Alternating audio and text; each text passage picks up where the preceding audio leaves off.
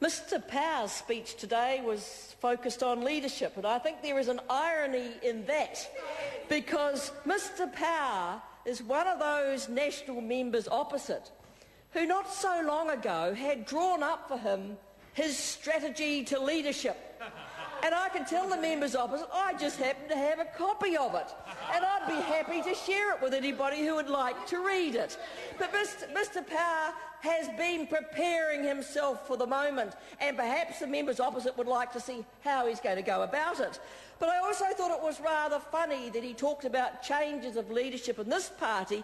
I think most of us recall there were 5 leaders of the National Party in less than 10 years. So they were changing them about every 2 years until they finally found the smiling Mr Key. But I don't want to talk about leadership. I want to talk about the real issues that face New Zealanders. And I want to talk about the family who were sitting around the kitchen table last night looking at their weekly budget, because they know tomorrow, on the 1st of July, a large chunk of their income is going to be stripped from them by a raft of national government-imposed increases and policy changes.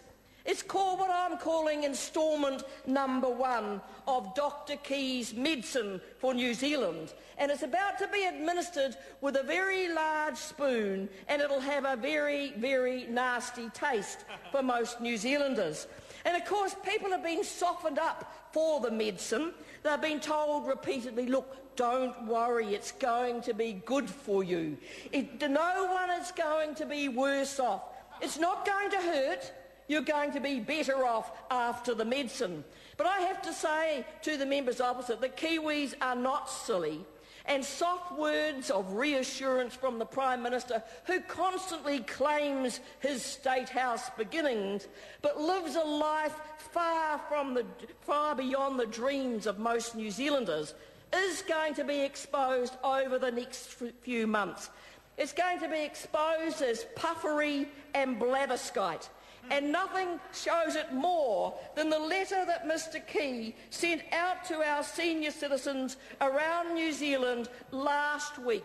Thousands of letters sent to superannuitants and veterans around New Zealand last week, costing tens of thousands of dollars. Well, I don't see anything wrong in informing the people about policy and what's going to happen.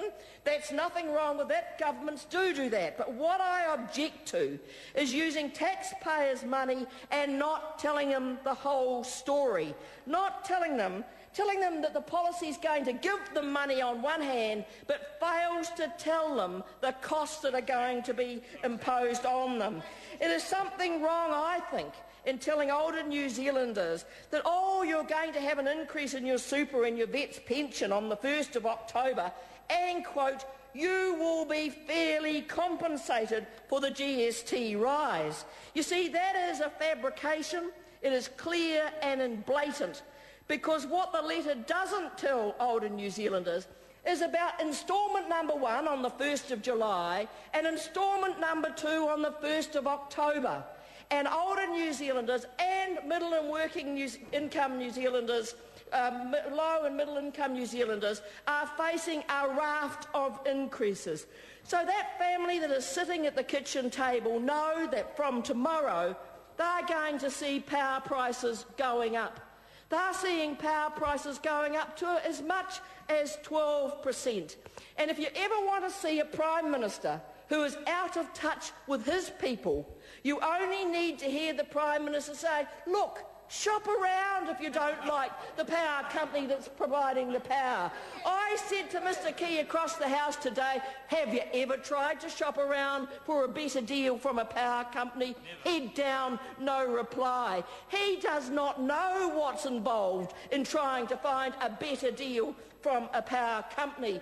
You see, he's out of touch with what's happening to real New Zealanders. This family know that they're going to see their rent go up. And the rent's going to go up because the property investors said someone has to pay for the changes in the budget, and they're predicting up to $30 a week more on rent for those people who are renting. I think those are the real issues we should be hearing about from the government. Point of order, John Biscowen. Thank you, Mr Speaker. I seek leave of the House to table a copy of the letter from the Honourable John Key to superannuitants that the Annette King has just referred to, that fails to tell people the cost of the emissions trading scheme, fails to tell the cost of power price increases. Order, leavers sought to table that document. Is there any objection? There is no objection. The Honourable Maurice Williamson. Mr Speaker, what a great pleasure.